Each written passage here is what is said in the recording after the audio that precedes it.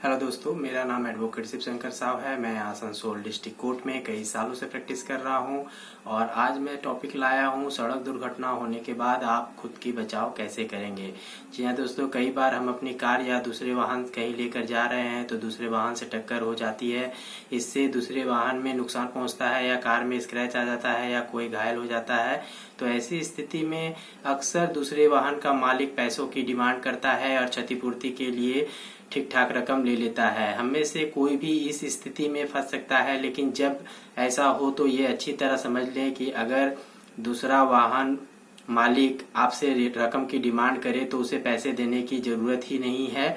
ऐसी स्थिति में आप कतई मत घबराएं। आपके वाहन का इंश्योरेंस है तो आप स्पॉट पर कोई समझौता नहीं करना चाहिए आपको, और कुछ तय प्रक्रियाओं का पालन करना चाहिए या दूसरी पार्टी को पुलिस के पास चलने के लिए कहना चाहिए। ऐसी स्थिति में आप पर कोई लायबिलिटी नहीं आएगी। अगर आपका वाहन इंश्योर्ड है तो क्षतिपूर्ति का जिम्मा आपकी इंश्योरेंस कंपनी का हो जाता है। इंश्योरेंस कंपनी इसके लिए कुछ शर्त भी रखती है और ड्राइविंग कर रहे शख्स के पास दुर्घटना के वक्त ड्राइविंग लाइसेंस और वाहन से संबंधित अन्य कागज होने चाहिए। अगर आपके पास लर्निंग लाइसेंस है तो भी उसे पास रखें।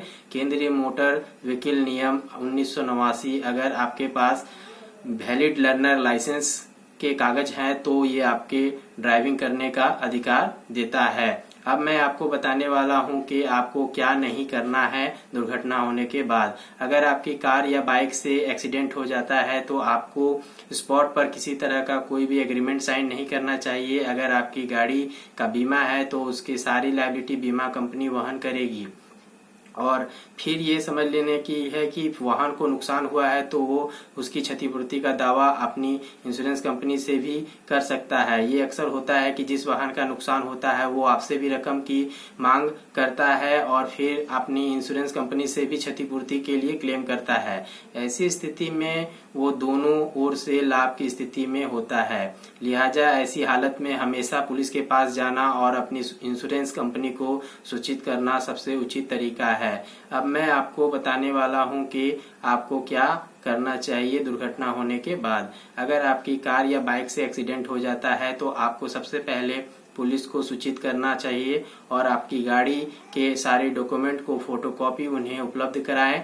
इन स्थिति में पुलिस के साथ सहयोग करना चाहिए। उसके बाद आपकी बीमा कंपनी को एक्सीडेंट के बारे में पूरी जानकारी दें, साथ में पॉलिसी नंबर की डिटेल भी दें। एक्सीडेंट में अगर कोई घायल हुआ है तो या उसकी मौत हो गई है तो इसके लिए आपकी कोई लायबिलिटी नहीं होगी। सारी लायबिलिटी बीमा कंपनी की होगी। वह कोर्ट में आपका केस लड़ेगी। उसके बाद अगर आपको कोर्ट से समन आता है तो आप कोर्ट में पेश होकर एक्सीडेंट के बारे में सही जानकारी दे सकते हैं और आप कोर्ट को एक नक्शा बनाकर भी दे सकते हैं एक्सीडेंट कैसे हुआ। अगर आप सही जानकारी देते हैं तो मुकदमे का निपटारा जल्द हो जाएगा। और अब मैं आपको बताऊंगा कि कितनी क्षतिपूर्ति इंश्योरेंस के जरिए किए जा सकते हैं। जी हाँ दोस्तों, मोटर व्हीकल एक्ट 1988 कहता है कि अगर आपके वाहन की टक्कर से किसी व्यक्ति की मृत्यु हो जाती है या फिर कोई गंभीर तौर पर घायल हो जाता है तो कितनी रकम दी जाएगी, इसके बारे में उसे बताया गया है। मोटर व्हीकल एक्ट 1988 के अनुसार नुकसान पर थर्ड पार्टी को 5.25 लाख रुपीस तक का कवर होता है, लेकिन इसके लिए ड्राइविंग लाइसेंस और वैलिड डॉक्यूमेंट होना चाहिए। अगर आपकी गाड़ी से एक्सीडेंट हुआ है तो इसकी पूरी लायबिलिटी बीमा कंपनी वहन करेगी। इसके लिए जरूरी है कि जो भी गाड़ी चला रहा हो उसका ड्राइविंग लाइसेंस और गाड़ी के दूसरे दस्तावेज वैलिड होने चाहिए। अगर ऐसा नहीं है तो बीमा कंपनी स्वीकार नहीं करेगी और सारी लायबिलिटी आप पर आ जाएगी।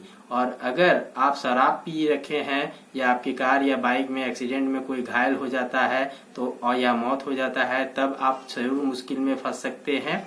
ऐसी स्थिति में आपके शरीर में एक निश्चित मात्रा से अधिक अल्कोहल पाई जाती है तो बीमा कंपनी बिना कोई लायबिलिटी नहीं करेगी, सारी लायबिलिटी आपके ऊपर आ जाएगी। कोर्ट में खुद ही केस लड़ना होगा। हमेशा ध्यान रखें कि सड़क पर जब भी वाहन चलाएं तब गंभीरता बरतें, लापरवाही से वाहन नहीं चलाएं। अगर वाहन चलाते वक्त अगर पुलिस जांच में ये पाया गया कि आप लापरवाही से गाड़ी चला रहे थे, इस वजह से एक्सीडेंट हुआ है, तो आप मुश्किल में फंस सकते हैं।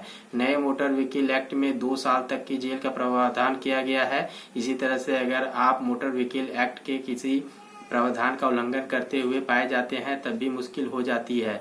मेरी आपसे विनती है कि जब भी आप ड्राइव करें अपने व्हीकल के पेपर जरूर साथ रखें और वह वैलिड हो या नहीं। अगर वैलिड है तो आप किसी के दबाव में आकर आपको किसी को पैसे देने की जरूरत नहीं है। अगर वीडियो अच्छा लगा हो तो लाइक करें, शेयर करें एंड सब्सक्राइब करें। धन्यवाद।